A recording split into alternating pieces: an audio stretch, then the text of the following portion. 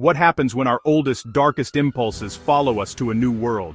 We dreamed of a fresh start among the stars, building cities under crimson skies, convinced we'd left our demons behind. But humanity is a package deal. Our flaws travel with us. On Mars, 2088, we confronted a terrible truth. We exported life and death.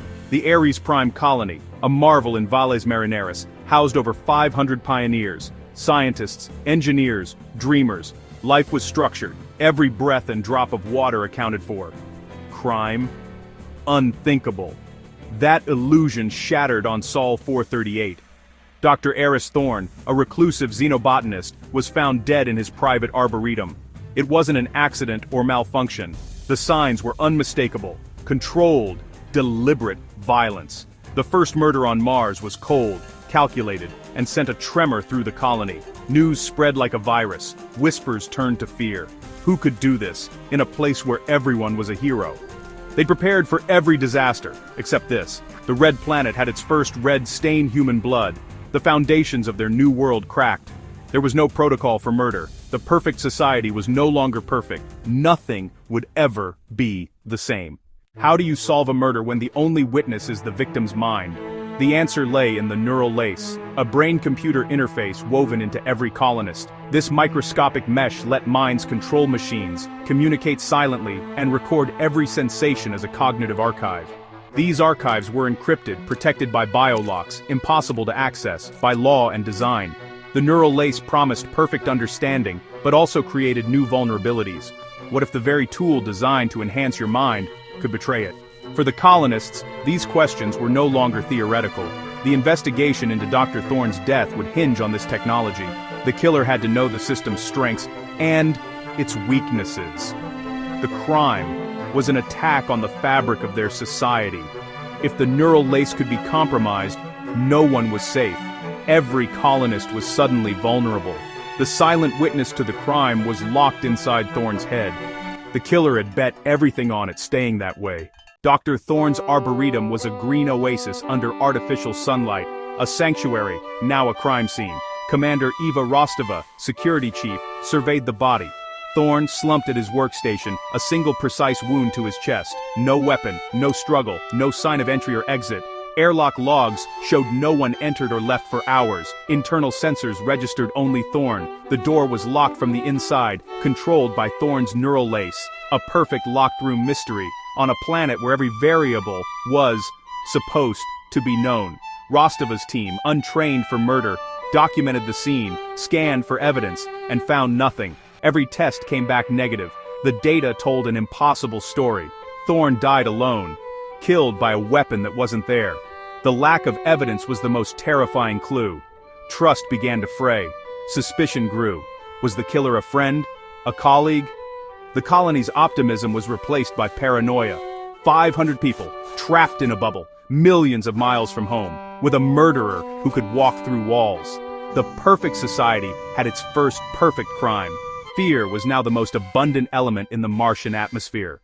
Commander Rostova, a systems architect, not a cop, faced her greatest challenge. The physical world offered no clues. The digital world was locked tight. Her only hope: break into Thorne's cognitive archive, a violation of the colony's most sacred law. Authorization from Earth would take days.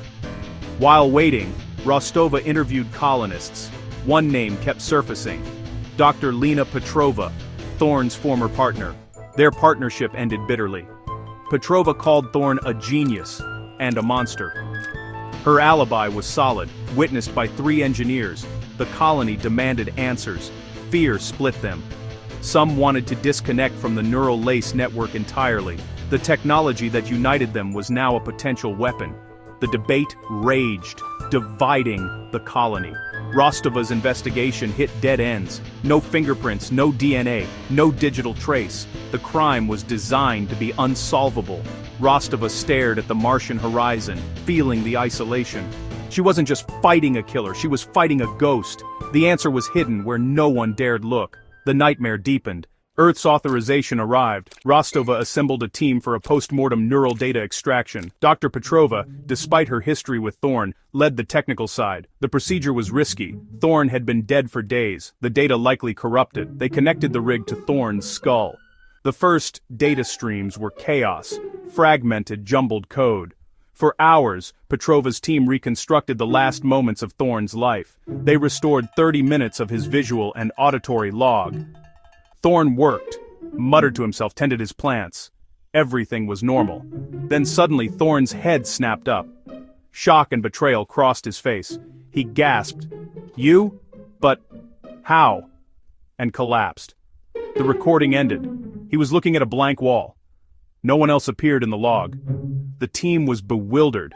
The log confirmed the impossible. Thorne was alone when he died. The killer had attacked without being physically present. The mystery deepened. Murder by invisible means. The colony's fear grew. The ghost had struck from the shadows. The Cognitive Archive's revelation shocked the colony. How could someone kill from a distance without a weapon? Rostova asked Petrova, could the neural lace be weaponized? Petrova hesitated, then admitted, theoretically, yes, with a hidden backdoor in the lace's code. A ghost code could bypass security and trigger a fatal event in the body. The killer hadn't used a weapon, they'd used code. By sending a malicious signal, they could induce a fatal heart seizure, making it look natural. The search shifted to the digital world. Rostova's team audited the network, hunting for anomalous signals. The malicious code would hide as routine traffic. The discovery terrified everyone. The neural lace, their greatest tool, was now their greatest vulnerability. Paranoia peaked. Colonists disconnected, fearing digital assassination. The connected society of Ares Prime was breaking apart. The network audit was relentless. A junior technician found a single encrypted data packet sent from the reactor core to the Arboretum 90 seconds before Thorne's death. The packet was masked as a temperature update, but its encryption was unique. Rostova confronted Petrova with the evidence. Petrova's composure broke.